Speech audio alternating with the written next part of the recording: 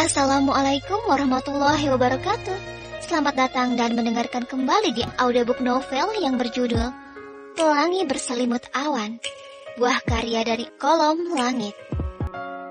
Episode ke-64, Kejutan Tak Terduga. Selamat mendengarkan. Dewa Brata Group. Guntur belum sanggup mengucapkan sepatah kata pun setelah mendengar sebuah kejutan besar yang tidak pernah terpikir olehnya. Bagaimana mungkin ia mengabaikan asal-usul Awan dan tidak mencari tahu? Bahkan sejak awal Guntur sadar Awan menggunakan nama belakang Dewanto. Tetapi tidak pernah terbayangkan jika bawahannya itu memang adalah salah satu dari pewaris Dewa Brata Group. Maaf Ayah, Zidan. Saya benar-benar tidak tahu tentang itu. Ucapnya dengan wajah memucat. Tidak apa-apa Kak Guntur. Kak Awan memang tidak terlalu mau mengungkap siapa dirinya. Guntur meraba tengkuk lehernya. Pikirannya mendadak kalut memikirkan bagaimana jika Ferry Dewanto mengetahui semua perbuatannya terhadap Awan. Mungkin ia akan membatalkan semua kerjasama antara perusahaan. Terlebih, Dewa Brata Group adalah salah satu investor di perusahaan orang tua Guntur. Melirik arah jarum jam di pergelangan tangannya, Guntur lalu menatap Ayah Ahmad. Maaf Ayah, sepertinya saya harus segera pergi. Saya masih ada urusan penting di luar. Silakan Guntur, jawabnya masih dengan nada ramah. Sementara Zidan menatapnya tanpa ekspresi. Guntur pun terburu-buru meninggalkan rumah itu. Niatnya untuk ikut menyumbang ia lupakan begitu saja. Di kamar. Sekarang sudah mau cerita. Dalam hangatnya pelukan pelangi, Awan mengangguk. Lembutnya tangan wanita itu membelai wajah suaminya, yang diakhiri dengan kecupan sayang di kening.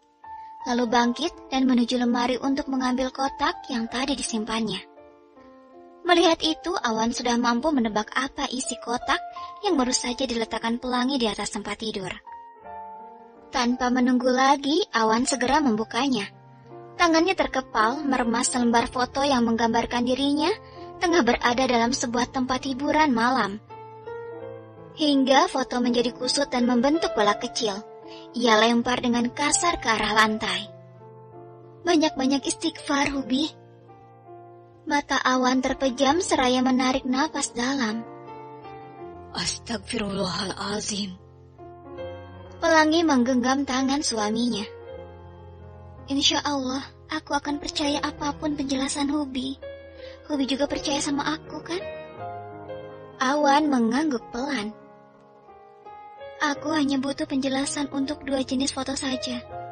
Kalau foto-foto kebersamaanmu dengan wanita lain, aku tahu. Itu hanya bagian dari masa lalu. Awan menarik napas dalam sebelum memulai menjelaskan. Semalam aku memang ke tempat Ben. Maaf kalau aku tidak bilang sebelumnya. Tapi demi Allah, aku ke sana bukan untuk berbuat maksiat, tapi karena Ben sedang butuh bantuan. Ben itu siapa? Sahabatku sejak kecil. Pemilik tempat hiburan malam tempat aku dulu sering mabuk-mabukan. Pelangi mengangguk mengerti. Lalu bagaimana dengan foto perkelahian itu? Sejak keluar dari kompleks, aku merasa diikutin. Saat dalam perjalanan pulang, beberapa orang mengkeroyok aku. Aku hanya membela diri, Huni. Kalau tidak, pasti aku yang pulang ke rumah dalam keadaan bonyok. Pelangi meneliti wajah suaminya dengan raut wajah khawatir. Bola matanya mendadak dipenuhi cairan bening. Betapa tidak, Awan baru pulih setelah mengalami kecelakaan. Tapi Hubi tidak terluka, kan? Apa di badannya ada bekas pukulan? Tidak sih, hanya saja kakinya sedikit ngilu, tapi tidak apa-apa. Hubi kenal pelaku pengeroyokannya. Awan menggelengkan kepala. Aku tidak kenal preman-premannya, tapi aku berhasil membuat mereka mengakui siapa dalangnya. Pelangi terkesiap. Tatapannya begitu menuntut jawaban. Lalu siapa yang menyuruh mereka? Bandar Korma. Jawaban Awan singkat dengan ekspresi kesal. Alis Pelangi mengerut mendengar nama itu. seraya menebak dalam pikirannya siapa pemilik nama aneh yang disebut suaminya. Siapa itu Bandar Korma? Aku akan jawab. Kamu akan percaya sama aku, kan? Insya Allah, Ubi. Awan menatap Pelangi dalam-dalam sebelum menjawab. Mantan tetangga kamu, yang juga bos aku, Guntur. Mata Pelangi membeliak mendengar jawaban suaminya. Sama sekali tidak pernah menyangka bahwa Guntur yang selama ini terlihat baik berniat untuk mencelakai suaminya. Astagfirullah. Kaget kan? Bisa percaya nggak sekarang?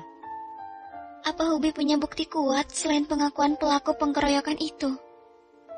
Sayangnya tidak. Makanya aku diam. Aku pikir kamu dan siapapun tidak akan percaya sama aku.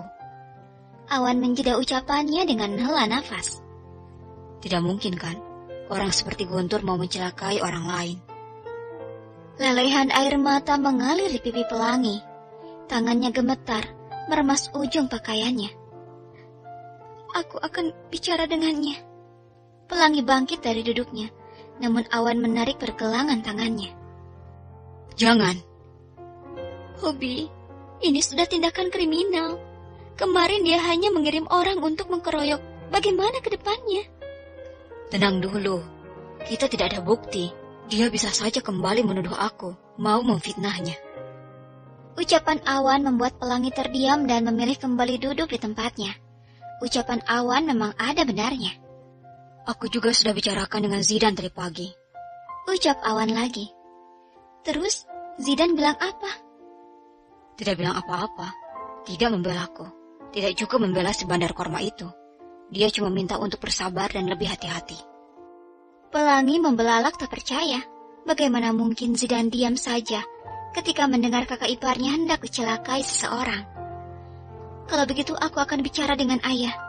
Jangan, Huni. Bujuk Awan. Ingat, ayah punya sakit jantung. Bagaimana kalau ayah kepikiran dan sakit?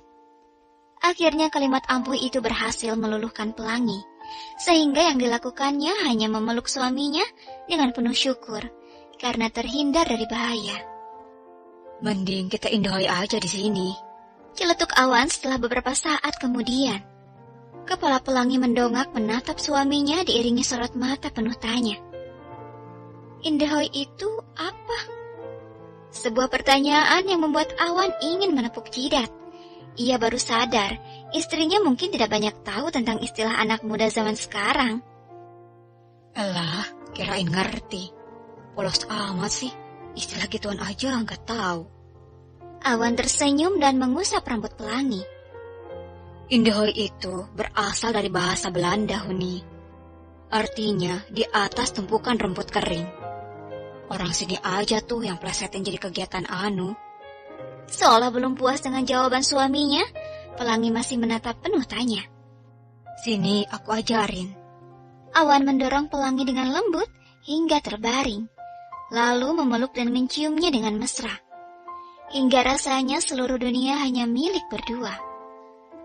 Tak lama berselang, suara pintu yang diketuk membuat Awan mendengus dan menatap pintu dengan kesal. Kak Awan, mau ikut pertemuan ke masjid tidak? Suara Zidan terdengar jelas dari balik pintu. Lo punya kebiasaan baru ya, Dek, gangguin orang. Bersambung. Terima kasih sudah mendengarkan. Mohon maaf jika ada salah kata yang dah berucapkan. Sampai jumpa lagi di episode selanjutnya. Wassalamualaikum warahmatullahi wabarakatuh.